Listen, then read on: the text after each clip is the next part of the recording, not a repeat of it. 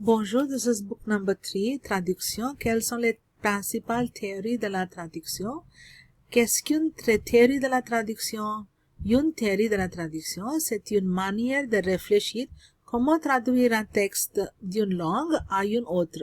Chaque langue a ses particularités, des mots, des expressions, des cultures différentes. Alors, il n'est pas toujours possible de traduire mot à mot. C'est pourquoi il existe plusieurs théories ou idées générales pour aider le traducteur à faire le bon choix. Ces théories expliquent comment rendre le texte compréhensible, fidèle, naturel et adapté au public cible.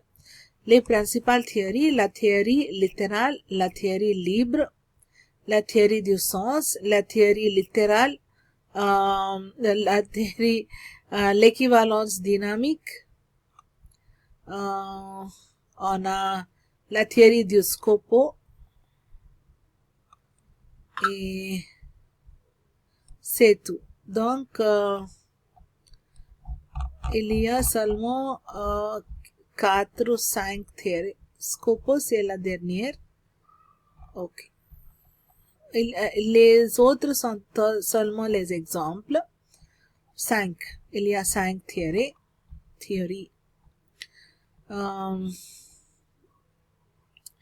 Premièrement, mot à mot, la traduction littérale, c'est la méthode la plus simple. On traduit chaque mot par sans changer l'ordre des mots.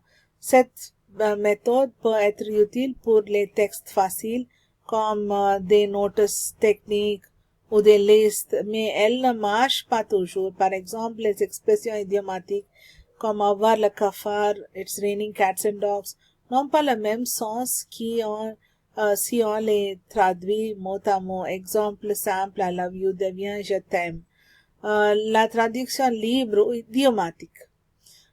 Ici, on adapte le sens et non les mots exacts. Le traducteur utilise les expressions naturelles dans la langue cible, même si ce n'est pas la même structure que dans la langue originale. Cette méthode rend la traduction plus fluide et vivante. Par exemple, it's raining cats and dogs, il pleut des cordes. On ne parle pas d'animaux, mais on garde le sens global. Il pleut beaucoup. Troisième, la théorie du sens. Cette méthode est aussi appelée interprétation du sens est souvent utilisée pour la traduction orale ou les textes difficiles. L'idée est de comprendre tout le message dans la langue d'origine, puis de le réexprimer clairement dans la langue cible. On ne suit pas forcément chaque mot, mais on respecte le sens. Cela demande une bonne compréhension du texte. He kicked the bucket yesterday. Il a donné un coup de pied au seau hier. Cette traduction ne veut rien dire en français. Elle est correcte mot à mot, mais le sens est perdu.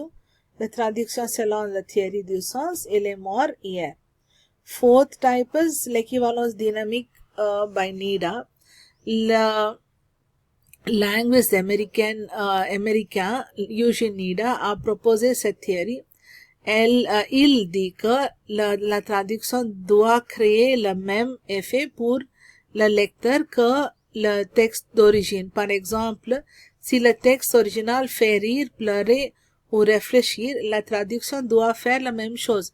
Même si les mots changent, le traducteur pense à l'émotion ou à l'effet final, pas seulement au texte. Phrase originale en anglais, Once upon a time in a faraway land. C'est une formule d'introduction classique dans les contes pour enfants en anglais. Traduction littérale, il était une fois dans un pays lointain. Cette traduction est l'équivalent français classique. On ne traduit pas chaque mot exactement, mais on utilise la formule connue dans les contes français. Pourquoi c'est de équivalence dynamique? Parce que le but est de produire le même effet chez l'enfant qui lit l'histoire. En anglais, l'enfant comprend qu'un conte de fées commence. En français aussi, l'enfant reconnaît la formule magique des histoires. Même si les mots ne sont pas identiques, le ressenti est le même. On respecte l'émotion, le contexte et la culture. Autre exemple plus culturel, Thanksgiving dinner, le repas de Noël en famille, dans le texte français qui parle d'un grand repas festif, on adapte selon la culture du lecteur pour qu'il ressente la même chaleur familiale. Conclusion, l'équivalence dynamique ne cherche pas à copier les mots, mais à reproduire le même impact émotionnel et culturel dans la langue cible. La théorie du scopo, le but. Qu'est-ce que la théorie du scopo? Le mot scopo vient du grec et veut dire but ou objectif. Cette théorie dit, avant de traduire, il faut savoir pourquoi on traduit le texte. Le traducteur ne traduit pas juste les mots, il pense à qui va lire le texte, pourquoi faire, quel est l'effet recherché. C'est pour vendre, c'est pour informer, c'est pour raconter, expliquer une publicité. Texte original anglais. Ce produit, this product will change your life, buy it now. Translation mot à mot, ce produit changera votre vie, achetez-le maintenant. C'est correct, mais un peu trop sec en français. Traduction selon le scopo, le but est de vendre. Ce produit va transformer votre quotidien. Commandez dès aujourd'hui. Ici, le traducteur utilise des mots plus naturels pour faire envie au lecteur français. Exemple de une recette de cuisine. Texte original anglais. Stir the mixture until thick. Traduction littérale. Remuez le mélange jusqu'à ce qu'il soit épais. C'est correct mais un peu vague. Traduction selon le scope. But. Bien expliqué à un cuisinier débutant. Remuez le mélange à feu doux pendant 10 minutes jusqu'à ce qu'il devienne épais. Ici, on ajoute une précision utile pour aider le lecteur à réussir la recette. Exemple 3.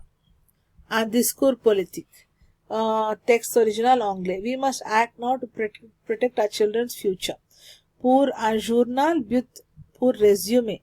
Le président a appelé à une action urgente pour l'avenir des enfants. Pour un discours officiel, but garder le temps sérieux. Nous devons agir dès maintenant pour protéger l'avenir de nos enfants. Pour une vidéo sur les réseaux sociaux, pour toucher le public, être simple. Agissons vite pour nos enfants. Même phrase d'origine, mais 3 traductions différentes selon le public et le but. Conclusion, c'est conclusion facile. La théorie du scopo dit une bonne traduction dépend du but du texte. Le traducteur doit adapter le ton formel ou simple, le style sérieux ou publicitaire, et parfois même changer un peu de texte pour mieux parler au lecteur. Donc, quelle est la conclusion? Il n'y a pas une seule bonne façon de traduire. Le traducteur choisit la méthode selon le type de texte, roman, article, publicité, etc. Le lecteur, enfant, expert, grand public est le but de la traduction. Chaque théorie est un outil. Le bon traducteur sait quand et comment l'utiliser pour faire une traduction claire, fidèle et naturelle.